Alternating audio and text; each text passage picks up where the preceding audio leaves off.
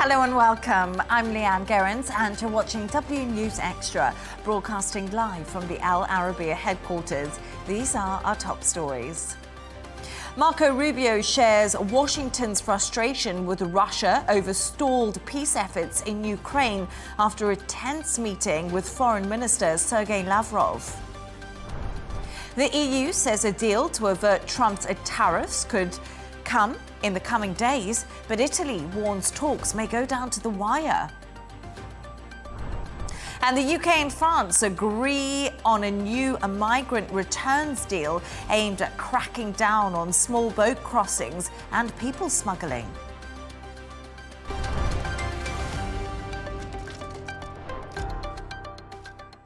Now, US Secretary of State Marco Rubio says he confronted Russia's top diplomat over the lack of progress in ending the war in Ukraine. The two met on the sidelines of a summit in Malaysia as Russian attacks on Kyiv intensify and frustration grows in Washington. Rubio says he will brief President Trump on what he called a new or different approach from Moscow. Take a listen. Well, our strategy is to continue to engage all the parties that are involved in finding an outcome to this conflict. We will engage any time that we have an opportunity to do so, like we did today. I echoed what the President has said, both disappointment and frustration at the lack of progress in peace talks or in a path forward. So we'll continue to engage. We shared some ideas and comments, which I'll take back to Washington as early as this evening in terms of calls and reflected, and perhaps there's something to build on there. So, but it was a frank conversation. It was an important one. I'm not going to characterize our conversation other than to tell you that I expressed what the President has said publicly, which is that we feel as if we've dedicated a lot of time and energy to this matter, and just not enough progress has been made. We need to see a roadmap moving forward about how this conflict can conclude. And then we shared some ideas about what that might look like, and obviously I'll take that back to the President here as early as this evening, and hopefully there's something that we can build on there. To discuss this and all of today's stories, I'm joined by business editor of Arabian Gulf Business Insight, Shane McGinley, and Al Arabiya English journalist Wandi Ntengento. Thank you so much for both joining me this evening. Shane, we just heard there from Marco Rubio. Earlier this week, it looked like hopes were lost for a resolution in this conflict, but Trump is clearly frustrated. Moscow has been amping up its attacks. Has today, do you think, been a little bit more positive?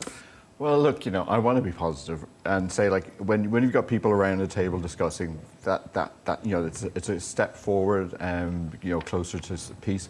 But I kind of think this is just the starter before the main course, and until we really get like sort of Trump and Putin, doing a shaky hands thing on, the White House or something, I'm sort of pessimistic. And also, if you look at the comments that were made, like Rubio said that it was a frank and important discussion, while then his Russian counterpart said it was substantive and it was a frank exchange of views. So at least there's agreement on that it was frank. But I wouldn't class a frank discussion as cordial or moving forward. So I'd like to be positive, but I don't think I really am in this case, and there's a lot to be cleared, and there's a lot of disagreement on what Russia wants, and also they've sent a couple of hundred drones through, so that doesn't really show that anything is going to stop in terms of the actual war, which is really what they're talking about.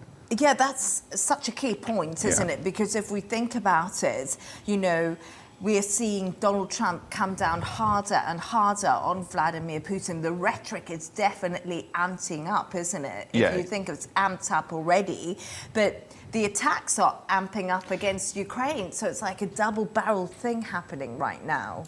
Yeah, and even in Asia, both the Russians and the Americans met with their Chinese counterpart, and I thought that the comment from the Chinese counterpart was interesting, because he said that peace cannot be achieved through force, and applying pressure won't solve problems. So it does sound like that Donald Trump, in terms of his most immediate comments, which I can't really say on air because we're a family show, but he did, what I can say is that he said it was meaningless.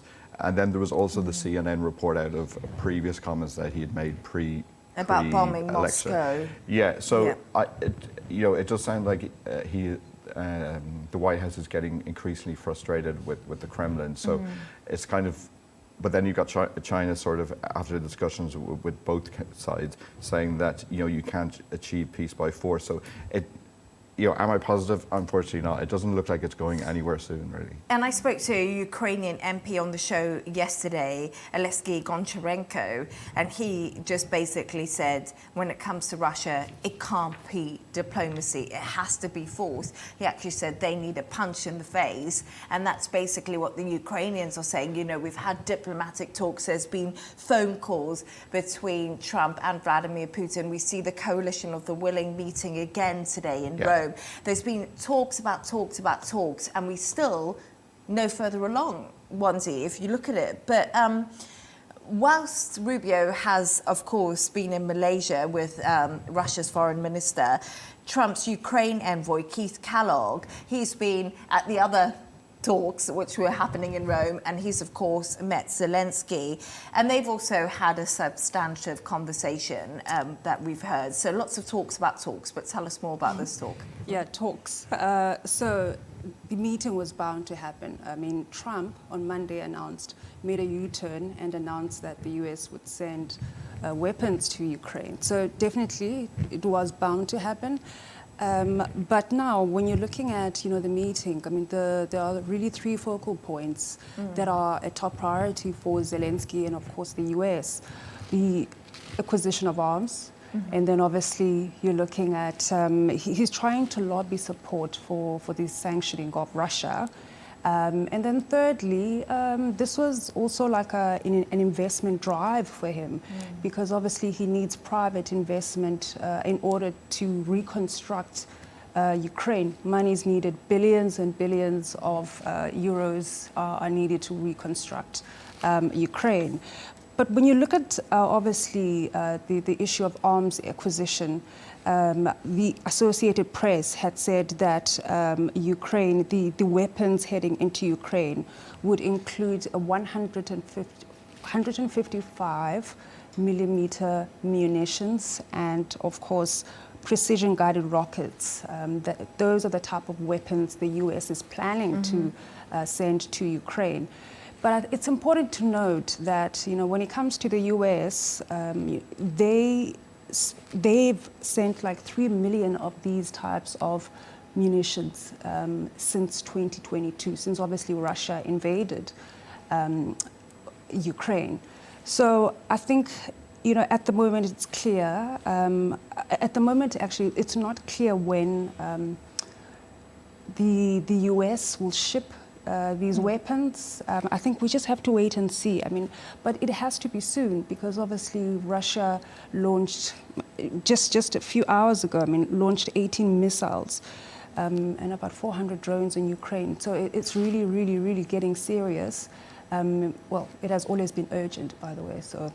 And I think that was where Donald Trump's U-turn came into play, wasn't it? Because they almost stalled the shipments of these weapons. And now we do say Donald Trump, you know, is saying that he's trying to help Ukraine over the shipments. So he's really trying to make a move, a U-turn, almost in light of Russia not coming further to the table. But I think it's a long way before we see sort of Trump and Putin, you know, signing some, you know, historic agreement or shaking hands or anything like that. Because if you look at what Russia wants from Ukraine, they want them not to join NATO.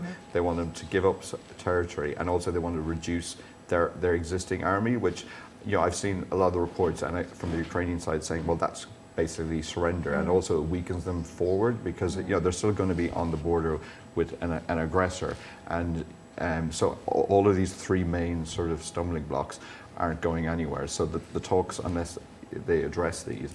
But I think it goes back to your point, you know, that Russia are they really going to be amenable to talks, or is it just going to be a case where the war will have to play out and see what happens on the battlefield? And I think that's the million-dollar question that a lot of people are asking themselves. But earlier I spoke to Ukrainian MP Kira Ruddock, who told me how the war has affected her personally and what Ukrainians actually want. Take a listen. I don't know what is in the minds of people, probably like brainwashed by propaganda.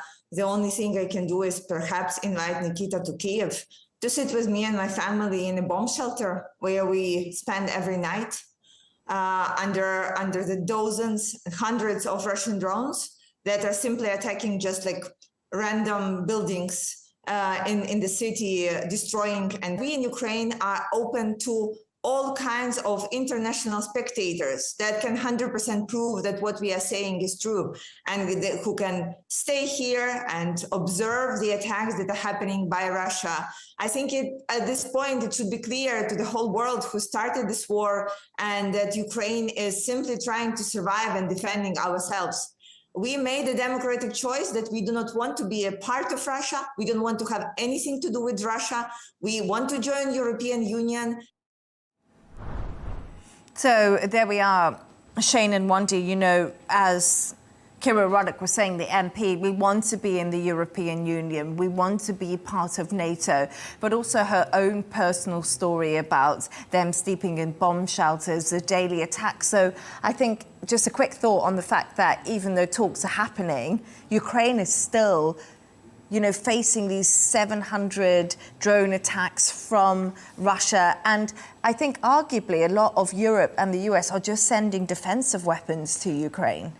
Yeah, that's what I mean, and like it kind of feels like it needs to sort of step up to the mark. And if you look at compared to some like the conflict that was happening sort of in Israel and Iran, like America acted like extremely fast and took a decisive action in there. So if you compare, I don't really understand why they haven't sort of taken the same approach to Ukraine when Russia is a much bigger threat, I would say, to sort of global peace in terms of like superpowers.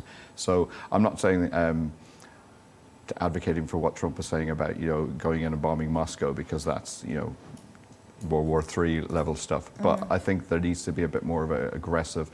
I would like to see even more aggression coming from the White House, to be honest, because I think it's the only tactic that's really going to work. And I think a lot of people probably agree with that sentiment. I'm actually reminded now that Zelensky had said that Russia has violated about 3,000 ceasefires. So I don't know how he got to that conclusion. So when it comes to obviously ending the war, the US has to, as you say, press harder to make sure that obviously there's a permanent peace settlement, and that's what Kellogg actually was discussing with Zelensky.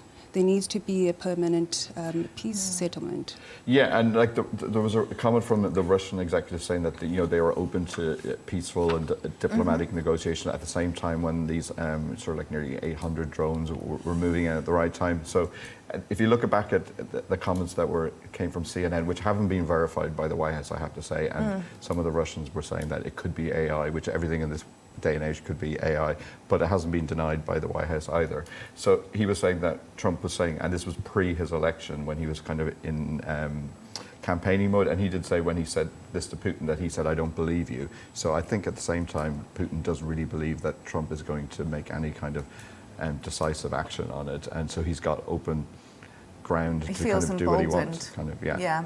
But it's a really interesting conversation, and like Wandi said, Russia's violating the ceasefires. When they do come to play, Russia will obviously argue that. But I'm sure this is not a topic that is going to go away anytime soon. Thank you so much for your thoughts on that. Stay right there as we move on to another story. The European Union says it's close to striking a tariff deal with the United States that could head off sweeping import taxes threatened by President Trump. Talks have intensified ahead of an August the 1st deadline, with officials warning that the negotiations remain complicated and could go down to the wire. A deal would mark a major breakthrough in relations between both Washington and Brussels, but Trump has also threatened higher tariffs on other key allies if no agreement is reached. Wandi, now we go to tariffs. I mean, let's talk about tariffs because, I mean, these have been a big deal. Since Donald Trump was elected. It's been no secret, Trump's beef that he's had with the EU. I mean, that was even there in his first presidency. We can't ignore that. it's always annoyed him. He's always said they're scam artists, they're ripping off the US. That's exactly how he Which feels I don't on buy them. at all, but we'll come to that later. We'll come to that later. He recently said, actually, what's been going on with the EU? They're not scam artists and they're not ripping them off. They've actually been quite nice. Like you say, I mean, Trump has always felt that the US, well, not the US, the EU has cheated the US out of like billions of dollars. So he's always had that grudge since the beginning of time. But what's clear now is that, of course, I mean, the EU is ready to sign on the dotted line. But of course, there are a few things that just need to be lined up. There needs to be some type of unity. Well, not some type, actually. There needs to be unity within the member states. They all have to agree. So it is more complicated. Like, like the Italy's Minister of Economy had said, it's more complicated. It's not going to happen overnight. I know Trump is all about making things happen overnight, but this one is certainly not one of those, I don't know, deals that you can sign overnight. So I think, but when you're really looking at this, Trump has been lenient towards the EU. Think of it this way: he pushed that deadline. Well, he extended the deadline to August 1st, just to give them time. Do you think he's been lenient? But he did extend that deadline for every country, Yes. didn't it? Yeah. Didn't Yes, he he? did. So I wonder if he's been lenient or he hasn't been getting the phone calls that he was expecting. hasn't. Well, yeah, exactly. And also, I think like a couple of shows back, we talked about the taco effect, and if you keep sort of delaying something and pushing it back, then the effect of the tariffs sort of diminishes. And I think even when you look at the markets recently, and the head of JP Morgan said that they've sort of become complacent and they just go, oh, well, it'll go up, it'll go down. And now they don't even really move too much anymore. So I think even the markets, which are a good reaction of just global sentiment, are kind of like, yeah, whatever. But coming back to the fundamentals of the theory of the whole thing, like I don't think that the US has been ripped off, because when American shoppers go to a store, or when companies go and look at which importers or where they're going to buy their goods, it's an open market. You can buy it from wherever you like. So it's not like the Europeans are sending it over. People are buying this sort of European goods because they want to. So I think in an open market that needs to be adhered to. And all of the Americans who voted for Trump, they're buying American goods, they're buying Canadian goods. So I don't really buy the rhetoric that they're ripping us off. I remember in the first round of retaliatory tariffs that the EU put on the US, it was Harley Davidson and Levi jeans that were up there, which I always thought was quite interesting, because it's like attacking American products. Obviously, we don't have a product list right now when it comes to this, but we have to remember that the biggest trading partner for the EU is the US. So it's vital for both economies to reach some sort of deal that's not going to cripple both of them on each side, because we're talking about importing of cars, importing of food, importing of wine, importing of, Irish goods. It's 100%. vast. Yeah, and like I said, I was in Ireland last week, and you can see the impact that the tariffs are having, on small communities, because some of the sort of major distilleries and their major markets are obviously probably Irish Americans who want to remember a little bit of Ireland in a glass kind of type thing, and a lot of those have stopped production because the markets just just sort of disappeared that quickly. So it impacts communities all over the world, which I think there needs to be more reporting on sort of that level rather than just how it's doing at the top line in terms of markets and oil price. And Wandi, but you think Donald Trump's actually softened a little bit about the EU? I do. I mean, I do feel like he is, but his ego is obviously bruised. I think that's why he keeps obviously extending the deadline for all these countries. He is softening. Let's agree on that. I do agree, and I think when it comes to the tariffs, he sort of went in really hard on Liberation Day. He went to the extreme, and we see that becoming less and less as time goes on. And you know, let's talk about the EU, because if we think about the UK was one of the first countries to strike a trade deal with the US, and a lot of that was because of Brexit, and they were out of the European juggernaut, which I think Donald Trump just gets frustrated dealing with, because like you said, Wandi, it's countries talking to countries, talking to countries. So there has been some benefit to the UK. Yeah, like I'm not a Brexit fan, obviously, but I do think it has been like a really good benefit to be for the UK to be outside, because they can sort of do their own deal and they can be seen as completely different. And we saw that when some of the, like you said, when the tariffs came in, and you know the EU was a lot higher than the UK, and you know, and the UK can play the Prince Charles, you know, Windsor Castle, and I'm sure Trump was watching, you know, Macron in Windsor getting this sort of state occasion, and I'm sure he's thinking, oh, I'd quite like some of that. No, true that, yeah. But it's such, like you say, Wandi, you know, Donald Trump and his stance on things can soften, and then we'll see when it gets closer to the 1st of August if he's still feeling that nice. But I always think, gosh, how could you live without a Harley Davidson in Germany? Yeah, very true. Very No, true. Or Levi's. yeah.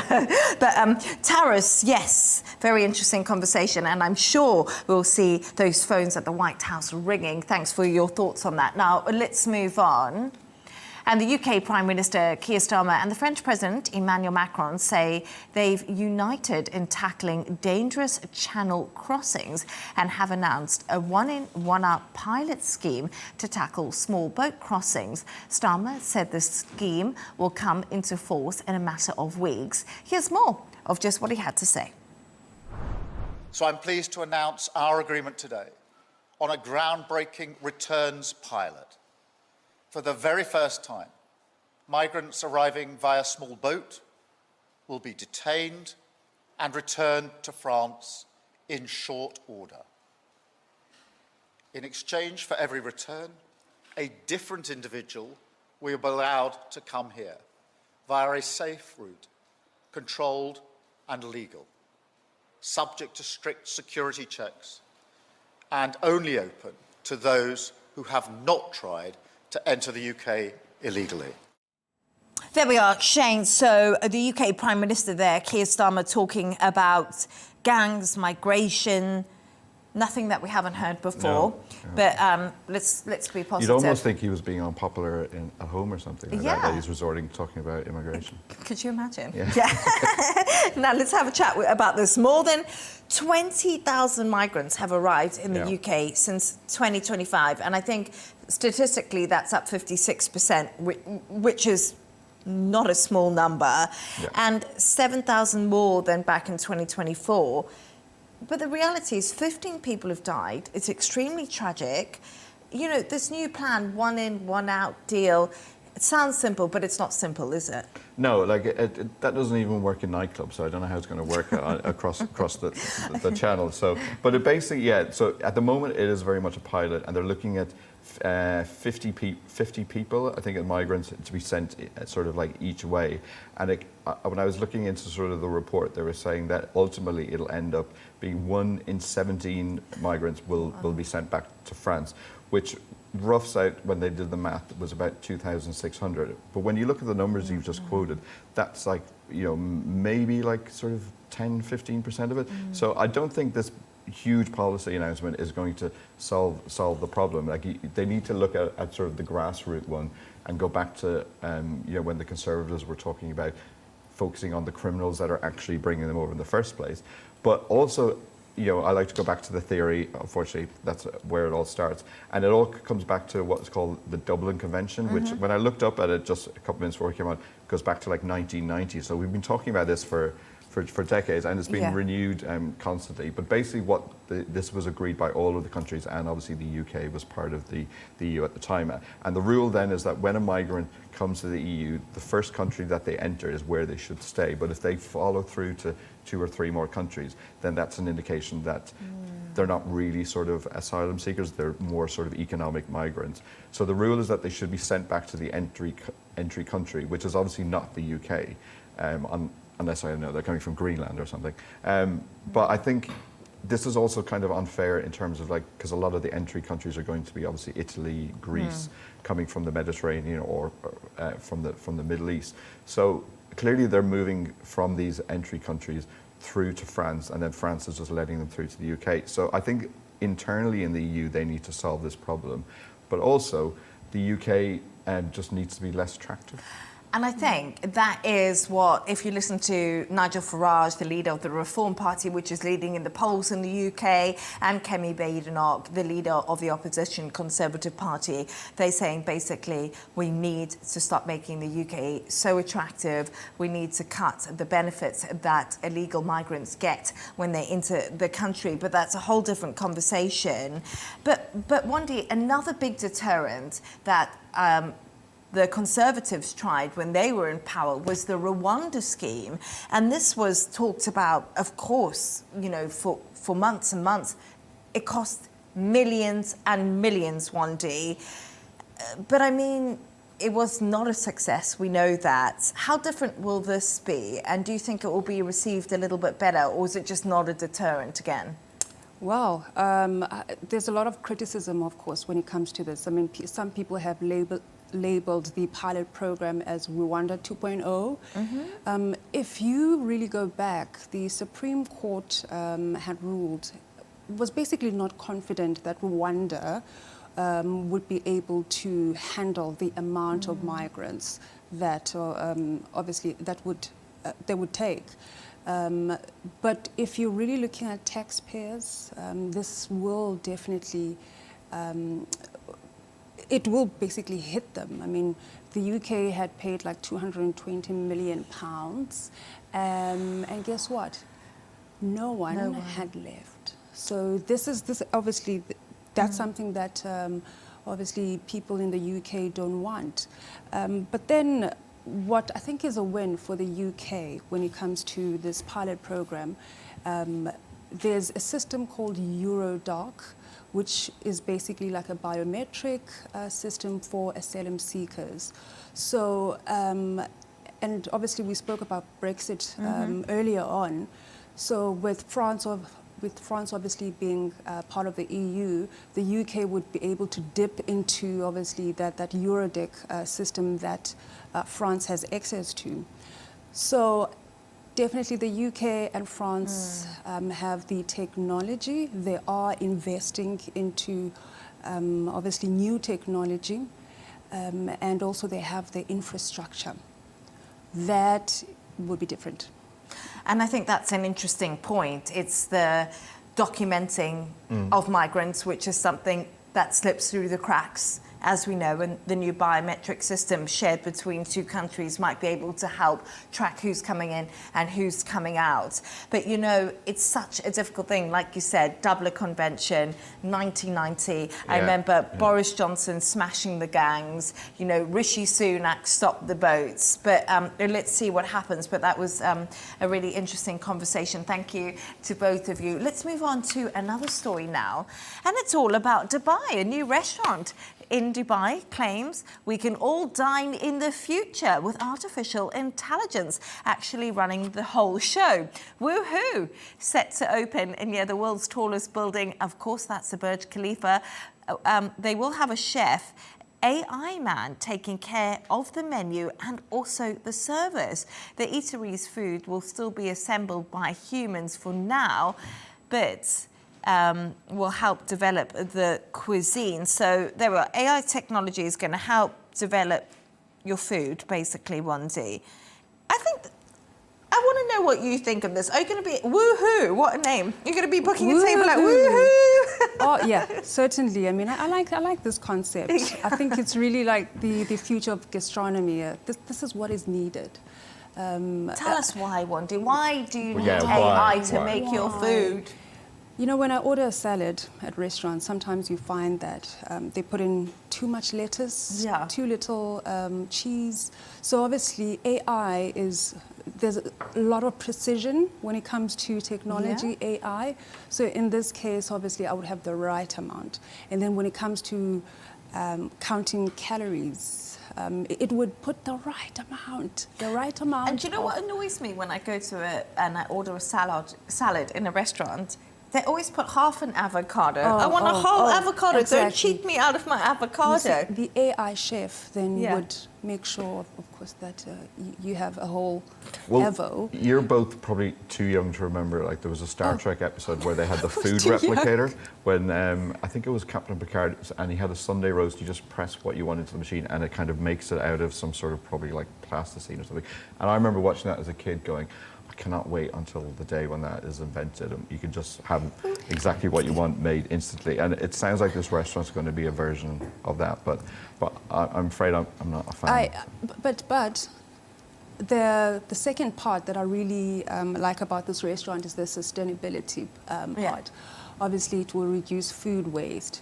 The UAE had said that, I mean, the stats, it expects food waste to increase to 2.2 billion tons this year. So obviously this type of restaurant is needed. More branches will need to be opened across the UAE. You see, there is a positive We can't convince side. Shane. I don't think he's up for woohoo. Sustainability and But no, I'm all for control. sustainability. But we do live in Dubai, so I think you've lost that battle already, to be honest. So I think, yeah, I'm all for sustainability, but I don't want a machine sort of making my food and coming up with it. I go to a restaurant for the ambience and the social, which I think you can only get from a human. And so I will not be booking You like a the table. human touch when it comes to your Yes, food. yes. Wandi and I will go up without you, it's fine. But I just wanted to say, on another note, you know, AI is becoming the thing of the future. It's what we talk about all the time. It's become so dominant. You know, should people be really fearful of losing their jobs to AI? Because we're now seeing restaurant workers, it's potentially waiters, servers. It becomes a whole another dynamic we haven't thought about maybe. I think in the restaurant industry, it's kind of very much a gimmick at the moment. Like you'll see a lot of sort of you know, robot waiters, you'll see like robot deliveries, but I think it's not really going to change, especially in this part of the world where labour is still very, very low. But in terms of AI in general, yeah, it is going to take away a lot of jobs. I looked up some of the stats. PwC was saying that 1 in 4 of their CEO surveys said that they are going to cut about 5% because the AI will make things more efficient. Then you've got Bloomberg Intelligence saying that 200,000 jobs would go in banks because everything will be automated. So it's all rather depressing. But then actually when you look at it, in America so far, they looked at the stats and about 17,000 people lost their jobs because of AI in about between, I think, 2023 and the end of 2024, which in the whole of America is not that much. But I looked at it and there is always going to be a lot of jobs that are lost and there will be some jobs that are created. So if you've got kids, get them to do coding, maybe don't learn a language, I don't know. But I do think it's going to be just a bit like the move from the agricultural revolution to the industrial revolution, and the population of the planet's increased since then, and you know, those people found jobs. So I think, you know, there will obviously be a lot of people lose their jobs, but as you progress, other jobs will come onto stream that God knows what we'll be doing in 10 years' time with AI. So.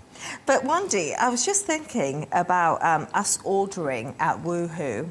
What happens if our robot malfunctions? Who do we complain to? There are human staff, obviously, in this restaurant. So, come on. Come on, Leigh-Ann. Come on, come on, Leigh-Ann. And Don't exaggerate it, what you know. what if somebody hacks into it? What happens? Oh, what do you mean by hack? Someone adds salt someone instead adds, of like, adding black pepper? Add some mushrooms would be my hell. What happens if that happens? Oh, well, no, anyway. Well, I won't be there, try so it'll be fine. So. Yeah, we'll be there, it's fine. We'll deal with it, you know, ladies. Anyway, and we're going to get to that stage of the show. I have no idea what I was going to say.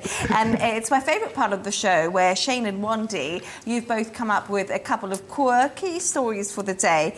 And I just find this so mind-blowing that you've come up both with something about sleep and you didn't talk to each other before. I just want everyone to know that I don't know how this happens sometimes. You're sort of connected but not connected. It was like the seafood last time. Yeah, a few weeks ago. it was. But Shane, you know, you always do something about food. You're up first, and food that gives you nightmares, apparently. There's been a study on this. Well, yeah, I know you've read this story already, but so like 1,000 students they surveyed in Canada to look at was there a correlation between the food you had before you went to sleep and the increase of having nightmares. So they found that anyone who has dairy before you go to sleep, which really worries me because I have a lot of dairy before I go to bed. But I don't think I have a huge amount of nightmares that I'm aware of. But apparently that is the correlation they found was dairy, lots of nightmares, which is very worrying. I had cheese last night. Yeah, cheese has always been known as bad. Did you have a nightmare? No, I didn't. Well, they also found as well that women are more likely to remember the nightmares than men. So maybe I've loads of nightmares, I just don't remember them. That's possible, but I don't feel like I ever really remember my dreams. But Wandi said she did. Yeah. I do. I do wake up and recall. Yeah. What happened the night before while you were asleep. Yes. But I feel like I'm glad to hear this because my mum always told me that if you ate cheese late at night, you get nightmares. So it's actually not an old wives' tale according to the survey, because a lot of people would have heard that. Do you remember sometimes, and I've seen this, ChatGPT told me, so it's obviously true, that cool. if you have hot milk, that's good to get you to have a good night's sleep. So you'll have a good night's sleep, but you'll be absolutely terrified of being chased naked through the streets of that's true. Eating in a restaurant with robots. Yeah. Thinking about tariffs, probably. Jumping off the perch. Yeah. It just gets a little bit worse, doesn't it? It is a bit weird. Yeah, but Wandi, yours is also related to sleep. Yes. And I mean, come on, this story is for the laziest. What is it called? The couch potato. Oh, finally, an invention for couch potatoes. They needed one of those, you know. Or people who value beauty sleep, you know? Oh, yeah. Yeah, I value beauty sleep. So, but the I don't story... think sleep makes you more beautiful. You don't? No, there's injections for that these days. Yeah. But Leigh-Ann, I mean, this inventor in China basically built a bed. Oh my gosh, look at it. It's called a car bed.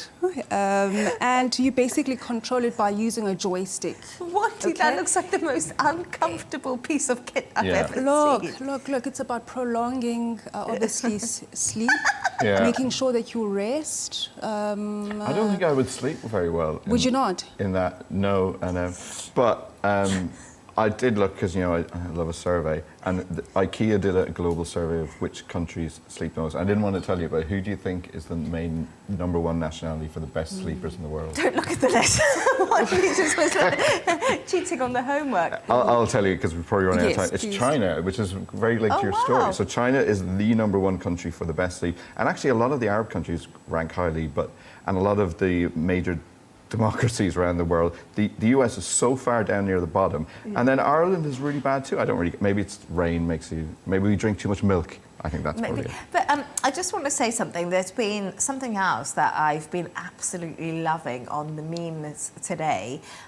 Hugh Grant, of course, he's a famous British actor. I think he's absolutely fabulous. God love him. He was sitting in the Royal Box at Wimbledon and he had a little snooze. And everyone's been so critical. Look at him, he's just trying to have a little This invention would be perfect for the Hugh Grants. Yeah, of the can he go world. to the Royal Box with his bed? Yeah. If you've had a hard day acting and you need a snooze, God love him. Should have he slept in the Royal Box one day? Well, I mean, he was meditating. He was in deep meditation. Oh, is that what he said? Well, that's what I thought. I mean, he was Clearly, in deep the match meditation. wasn't very stimulating, I'm guessing. No, it was. It was Novak Djokovic, and he got through to. The only time it was one of the biggest matches of the whole tournament. Oh, that's quite a bad indictment of Wimbledon. Look, the only sporting event I would obviously do the same as Hugh Grant is cricket. Maybe he had a huge lunch Yeah. and he needs like some sort of AI to like reduce it and have some more sustainability so he doesn't fall asleep. Oh, wow. Guys, I just think shame. He might have had a nice lunch, had a chat with Queen Camilla, and he just wanted to have a bit of a snooze, you know? Yeah, I don't think he's going to mind. He doesn't seem like somebody who cares what social media says No, about he him. really Well, doesn't. he's in his 60s. He doesn't at all. Yeah, he doesn't care. But I mean, look, he's rich. So $4,200 for this car bed is nothing to him. Exactly, So and maybe there's he a couple should of his consider. movies set me to sleep as well, Antonio. So. Oh. Shade. No, I'm a big... I'm in a bit of a mood Oh, today, no, sorry. no, I must say something. I'm like, I know, I love Hugh Grant, and you know why I love Yeah, him? yeah. I love him because he's grumpy, and he hates leaf blowers, he hates people who wear backpacks, he hates people who carry sustainable water bottles around, and I agree with him on all of it. I think he'll agree with me on woohoo, though. Yeah, he might not like woohoo. But you know what? If you want to sleep, sleep. Yeah. It's no crime. Yeah, exactly. Yeah, Even anyway. in a bed car. Yeah. Oh, Wandi, that looked like the most uncomfortable thing I'd ever seen. wow. I mean, he sold like 300 fleet. They call it a fleet. A flea. A fleet of car beds. Oh, gosh. He sold 300. Yeah. There's a market He's for it. richer than me. Anyway, there's a market for it. And thank you so much for not sleeping on the show, obviously. And thanks to today's guest, business editor of Arabian Gulf Business Insight, Shane McGinley, and Al Arabiya English journalist, Wandi Ntengento. And that's all from us on W News. Don't forget to subscribe to our YouTube channel. Of course, follow us on X, GNT with Tom Burgess Watson is coming up next. Goodbye and thank you.